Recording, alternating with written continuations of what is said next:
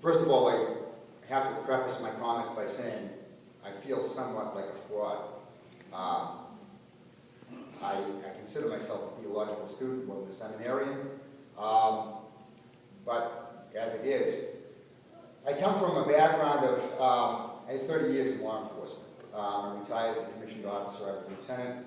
I was commander of the Southern Hampshire Special Operations Unit, which most people characterize as a SWAT team. Through my entire career, I had a great deal of affinity and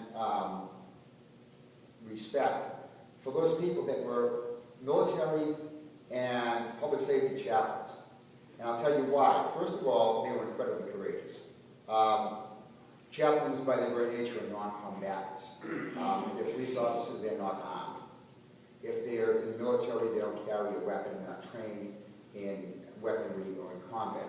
However, they immerse themselves in the exact same environments as combatants do, and they minister to dying under the most hazardous of circumstances. To me, that spoke to their faith.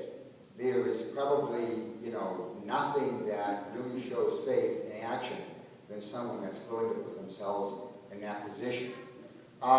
It also is a situation where, in public safety, I felt that for some reason I had this desire or ability or aptitude, whatever you choose to call it.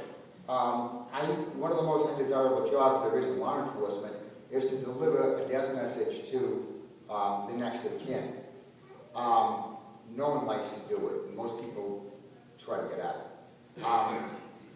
From very early in my career, I volunteered to do it. Now, there's no macabre attachment to that whatsoever, but I volunteered to do it because, for some strange reason, I felt when I was in that environment that I had the ability to contribute to something under those circumstances that would lessen or the blow or some type, in some fashion, abrogate the difficulty that person's going through. So that was where I started, and I had no idea that it was going to lead me to that. I retired from law enforcement, and I found myself in education. I spent a number of years in education.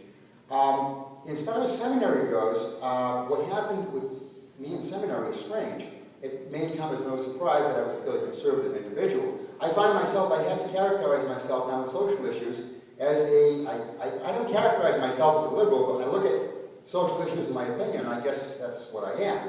And when I find that I'm with my classmates, I identify myself much more closely with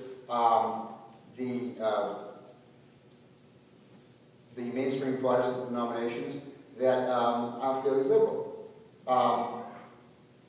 When it comes to liturgical issues, when it comes to worship and tradition, I identify much more closely with my classmates who are Roman Catholic. And that's me. That's not a commentary on the Lutheran Church. That's just where I feel comfortable. And that's another interesting thing. Senior and I both were in schools that are members of what's called the BTI, the Boston Theological Institute. So it's not unusual for us to have people from St. John's Seminary, which is a Roman Catholic seminary, in class with us. So we have that nice ecumenical atmosphere. I feel like I'm bracketing what Bob started with. What right now, as far as theology is very popular, liberation theology, which was something that's not new. It's began in the 20s, and it really was sort of what Bob spoke to about in the 50s. Liberation theology was basically the theology of liberating people who were economically, politically, and socially oppressed.